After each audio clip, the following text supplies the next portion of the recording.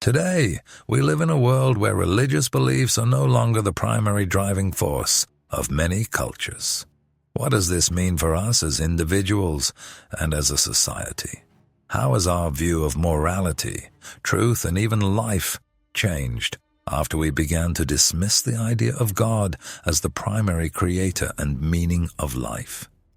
These questions became central to the philosophy of Friedrich Nietzsche, especially in his idea of the death of God. Have you ever felt that, despite all its advancements, the modern world still remains without answers to fundamental questions? What happens when old structures, like religion, can no longer provide us with hope or moral guidance? Perhaps you sense how moral and ethical frameworks are becoming more and more ambiguous, and more people are searching for meaning outside the confines of religious dogma. Nietzsche was one of the first to openly declare, "God is dead." Odd, but what does this really mean? Has God really died? Or perhaps have we, ourselves, abandoned him? Today we will explore how this idea can change our views on the modern world and how it still influences our perception of ourselves and our environment. When Friedrich Nietzsche proclaimed the death of God, he didn't mean the physical death or the disappearance of religion as such. His statement was a deeper, philosophical commentary on how religion could no longer serve as the foundation for modern morality and the meaning of life. In the example of the Middle Ages and even early modern times, God was the central figure in shaping moral codes, restrictions, and norms. All existing social structures and political institutions were rooted in religion, and it was through faith in God that a person found their place in the world. But what happened when these structures began to crumble? With scientific discoveries, technological advancements, and the rise of individualism, religious beliefs gradually lost their power. The modern world no longer provides the firmly established moral foundations that it once did. As a result, we find ourselves facing significant changes, and this creates a problem. We are still searching for the meaning of life, but no longer have a single authority to rely on. Today, we see many people looking for answers in science, philosophy, psychology, art, and even pop culture. But will that be enough to replace what we lost? A clear moral compass that was given to us by God? The death of God doesn't only mean the loss of belief in religious existence. It also points to a crisis in how we perceive ourselves. When we let go of traditional religious structures, we are forced to find meaning in our own lives. Without God, who are we? How can we be moral if there is no higher power to define what is good and what is bad?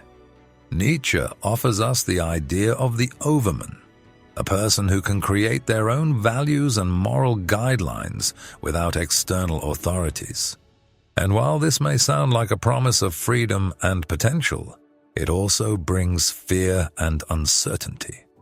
How can one be a moral person if there are no absolute standards?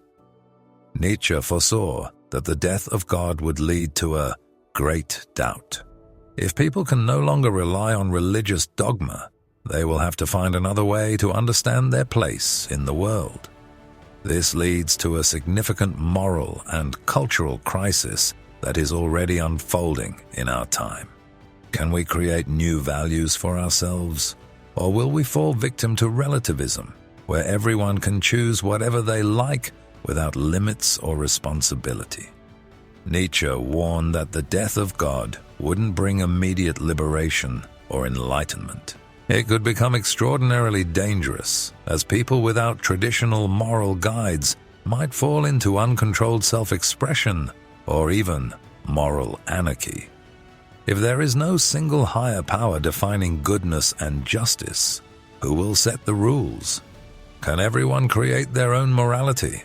And if so, what will that mean for our society, which is already operating within a fragile balance? Nietzsche cautioned that the loss of meaning could lead to suicidal thoughts or depression. Without religion to provide an answer to the meaning of life, people may feel their existence is purposeless.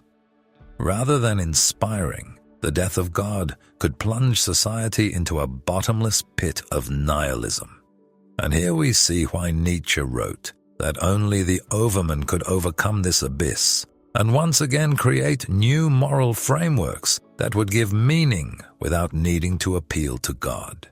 Therefore, as Nietzsche says, we must accept the death of God as a fact, but not stop there. We need to create new values based on human dignity, freedom, and creativity.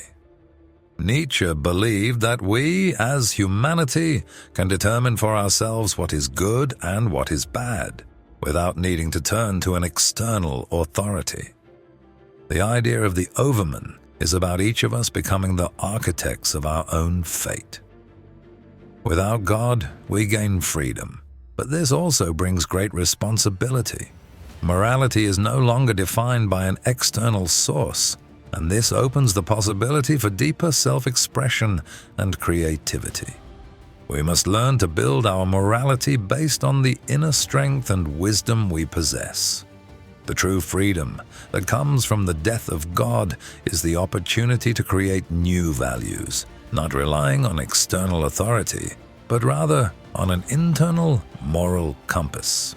So when God dies, does it mean we are now free? Or is this still a challenge that demands incredible responsibility from us? How do you, personally, deal with this idea?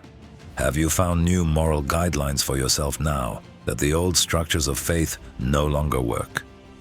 Think about it. Your responsibility for defining the meaning of life now rests entirely on you. This is a difficult path, but it is also the path to freedom.